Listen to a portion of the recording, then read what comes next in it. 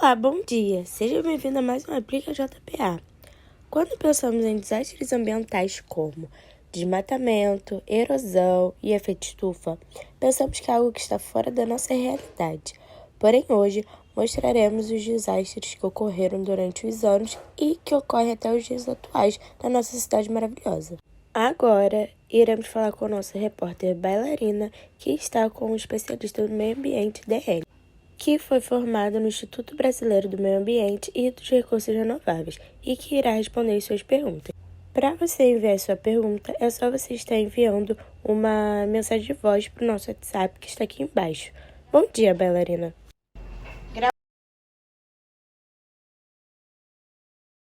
Duda, bom dia a todos. Estamos aqui diretamente da Floresta da Tijuca com o nosso especialista do meio ambiente, DN. Bom dia, DN. Bom dia a todos. Estamos aqui para solucionar algumas perguntas vindas das adjacências e de Jacarepaguá, dos nossos telespectadores, né? E a primeira dela é do Luiz Felipe. Meu nome é Luiz Felipe, moro no bairro Barra da Tijuca e eu queria saber o que é o efeito estufa. Bom dia, Bailarina. Primeiramente, gostaria de agradecer a oportunidade de poder solucionar as perguntas da população e, melhor ainda, fazer com que elas entendam a real importância do meio ambiente. Bom, respondendo à primeira pergunta do Luiz Felipe, o que é o efeito estufa? O efeito estufa nada mais é do que um fenômeno atmosférico natural responsável pela manutenção da vida na Terra. Sem a presença desse fenômeno, a temperatura da Terra seria muito baixa, em torno de menos 18 graus, o que impossibilitaria o desenvolvimento de seres vivos. Agora vamos ouvir a nossa segunda pergunta sobre o efeito estufa. Boa tarde, Colégio de Aplicação de Jacarepaguá. Meu nome é Lene, moradora aqui da Taquara. Eu queria saber que, com as variações de temperatura, quais são as consequências do efeito estufa? O efeito estufa causa diversas consequências, mas as principais são derretimento das calotas polares e aumento do nível do mar, agravamento da segurança alimentar, prejudicando as colheitas e a pesca, extinção de espécies e danos a diversos ecossistemas, perdas de terras em decorrência do nível do mar, que provoca também ondas migratórias. Agora vamos ouvir a terceira pergunta do Marcelo. Bom dia, Aplica JPA, que me chamo Marcelo, eu sou do bairro aqui de Jacarepaguá. Então, o que acontece? A minha pergunta é o seguinte: como podemos evitar o aumento do efeito estufa? Já que aqui no bairro da Taquara, por exemplo, que é um bairro que tem muita transportes, né, ônibus, caminhões, enfim, é uma via muito movimentada, e aqui realmente a gente sente que o ar realmente é pesado. Então eu queria realmente saber como podemos evitar o aumento do efeito estufa. Muito obrigado por dar a oportunidade e também agradecer também o apoio de vocês que está dando ao nosso bairro tão querido. Bom dia a todos. Bom dia, Marcelão. Realmente, esse ar pesado que nos rodeia é horrível e a cada vez estará mais pesado se continuarmos assim. E para evitar o agravamento do efeito estufa, é preciso investir no uso de fontes de energia renováveis e alternativas, abandonando o uso dos combustíveis fósseis, cuja queima libera diversos gases do efeito estufa. Outras ações cotidianas também podem ser adotadas, como redução do uso de transportes em trajetos pequenos, optando por ir a pé ou de bicicleta, preferência pelo uso de transporte coletivo e de produtos biodegradáveis e incentivo à coleta seletiva. E quais são esses gases que podem ser liberados? São dióxido de carbono, gás metano, óxido nitroso e gases fluoretados. Muito obrigado. Agora vamos mudar a temática da nossa entrevista. Iremos falar agora sobre as mudanças climáticas, que também tem relação com o efeito estufa, né? Isso mesmo, Bailarina. Maria Gonçalves dos Santos mora em Jacarepaguá, Praça Seca. Por que, com o passar do tempo, a temperatura fica tão quente? As alterações na temperatura podem ser naturais, mas desde o século XVIII, as atividades humanas têm sido a principal causa das mudanças climáticas, principalmente por causa da queima de combustíveis fósseis como carvão, petróleo e gás, que produzem gases que retêm o calor. e assim como o efeito estufa. E qual a diferença do efeito estufa para as mudanças climáticas? Então, quando falamos de mudanças climáticas, o efeito estufa, realmente ocorre essa confusão. Mas existem algumas diferenças entre elas. As mudanças climáticas é o resultado do acúmulo excessivo de gases do efeito estufa na atmosfera. O efeito estufa é um mecanismo que ocorre com a ação de gases que retêm o calor na atmosfera do planeta, enquanto as mudanças climáticas é o aumento da temperatura média do planeta por causa da emissão desenfreada desses gases. Muito obrigado, Dani, por solucionar nossas perguntas. Agora vamos voltar para o estúdio com a Duda. Dani, bailarina, essas perguntas foram ótimas para abrir nossos olhos em relação ao mundo, que somos nós mesmos que estamos acabando com ele aos poucos. Bom, agora iremos falar com outro repórter nosso que também está com um especialista do seu lado, para responder as suas perguntas que vocês estão mandando para nós. Bom dia, Eric. Bom dia, Duda. Bom dia a todos. Estou aqui do lado do GG, também especialista no meio ambiente, e irei fazer perguntas agora para ele. E o tema será erosão. A primeira pergunta foi feita pela Vitória. Oi, bom dia, Aplica JPA. Meu nome é Vitória, sou daqui do bairro de Jacarepaguá. Eu quero aproveitar esse espaço para tirar uma dúvida sobre o que é erosão. Podem me ajudar? Bom dia, Eric, bom dia a todos. Então, Vitória, respondendo a sua pergunta, a erosão é o processo de desgaste, transporte e sedimentação do solo, dos subsolos e das rochas como efeito da ação dos agentes erosivos, tais como a água, os ventos e os seres vivos.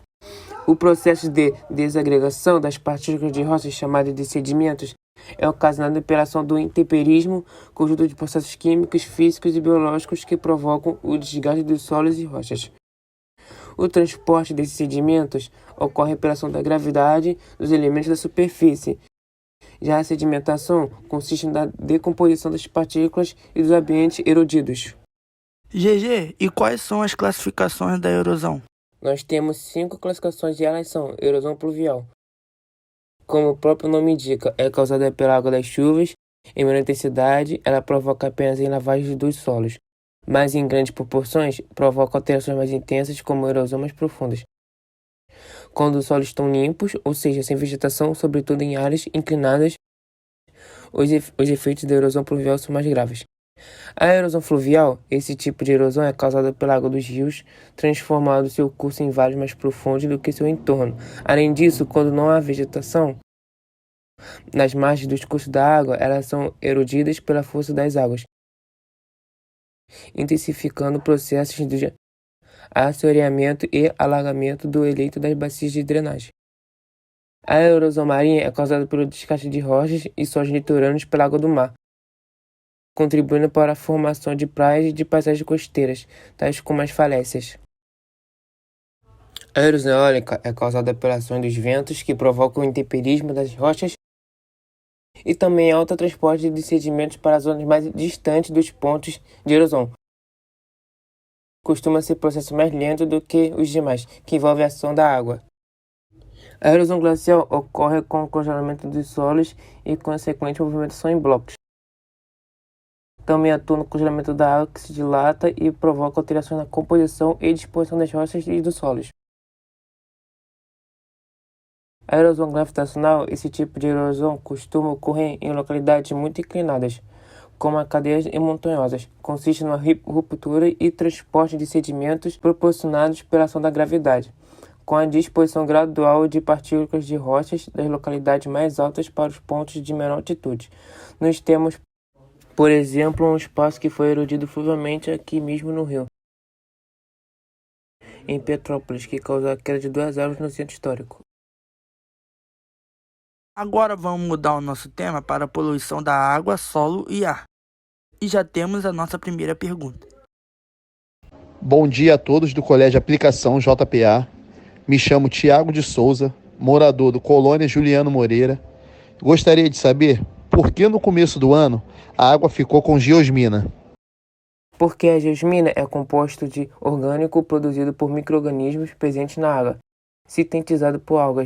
Geralmente, a presença dela é relacionada à contaminação do manancial por esgoto. E na água, antes de ser tratada, encontramos substâncias além de micro-organismos como bactérias, vírus, parasitas, fertilizantes, pesticidas, medicamentos, nitratos, fosfatos, plásticos, resíduos fecais e até substâncias radioativas. E a qualidade do ar? Como você classifica? A qualidade do ar está péssima por conta das indústrias emitindo poeira e gases para o ar, e também temos transportes que transitam pela nossa cidade e país constantemente. E a poluição do solo? A poluição do solo é causada pelo contato com produtos químicos, resíduos sólidos e resíduos líquidos, os quais causam sua deterioração ao ponto de tornar a terra inútil até gerar um risco à saúde. Devemos saber também que o solo é repleto de vida, especialmente sua camada inicial, de 15 centímetros, onde encontramos os fungos, bactérias, protozoários e vermes. O município de Rio de Janeiro produz diariamente cerca de 10 mil toneladas de resíduos sólidos.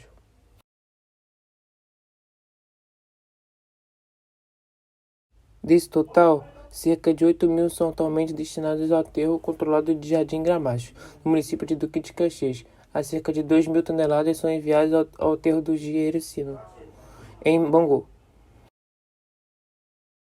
Mudando a temática, iremos falar sobre o desmatamento. Oi, bom dia, aplica JPA. O meu nome é Aline, tô falando aqui da Tante.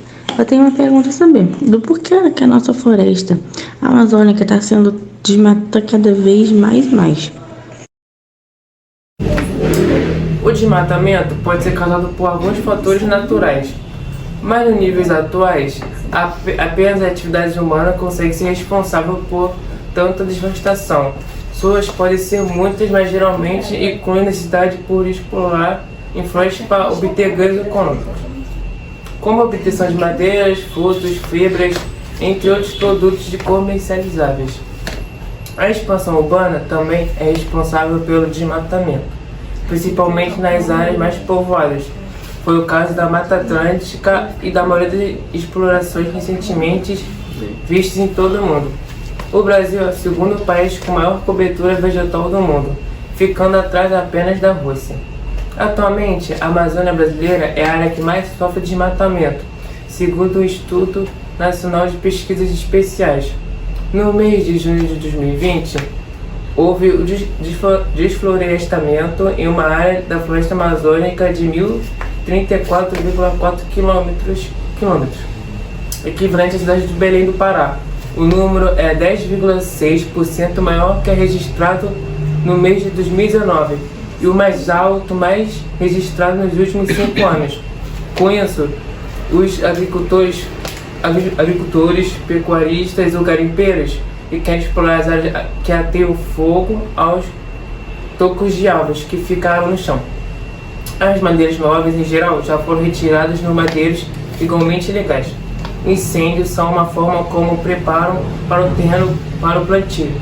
Assim, o caso fiscal veja o incêndio. Fica fácil para o novo ocupante de terreno argumentar que ele sempre teve uma fazenda produtiva e ali que é aquele que o incêndio é mais recente para abrir o caminho para a nova temporada. Impressionante os números mostrados. Isso mostra que temos que tomar consciência urgentemente, porque além de estar prejudicando o planeta, estamos prejudicando nós mesmos. Muito obrigado pela sua participação, GG. Agora eu volto para o estúdio.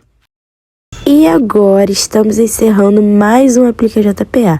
Agradecemos a sua audiência e uma boa tarde.